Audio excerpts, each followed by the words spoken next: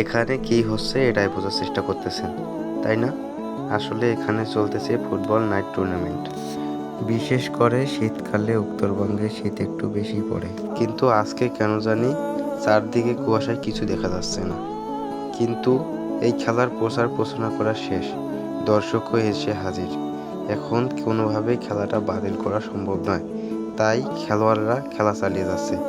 দেখেন কি বিশ্বাস তাদের প্রতিপক্ষের প্রতি। এই কুয়াশায় কেউ কাউকে ঠিকমতো দেখতে পারছে না। কেউ যদি কাউকে কোনো কারণে বড় কোনো ক্ষতি করার লোককে আঘাত করে বসে, কেউ হয়তো বা ঠিকমতো বুঝতেও পারবে না, দেখতেও পারবে না। কিন্তু তারা বিশ্বাসের সাথে তাদের প্রতিপক্ষের সাথে খেলা চালিয়ে যাচ্ছে। তাদের অনেক কষ্ট হচ্ছে এই খেলা চালিয়ে যেতে, কিন্তু তারা তো অনেক বড় দায়িত্ব নিয়েছে, দর্শকদের বিনোদন দেওয়ার দায়িত্ব। বিশেষ করে কিশোরদের, যারা দিনকে দিন মাদকাসক্তে ধ্বংস হয়ে যাচ্ছে, তাদেরকে আবার এই খেলার মাধ্যমে বিনোদন দিয়ে স্বাভাবিক জীবনে ফিরিয়ে আনার লক্ষ্যে আয়োজন করা হচ্ছে এসব টুর্নামেন্ট। সফল হোক এই মহান উদ্দেশ্য।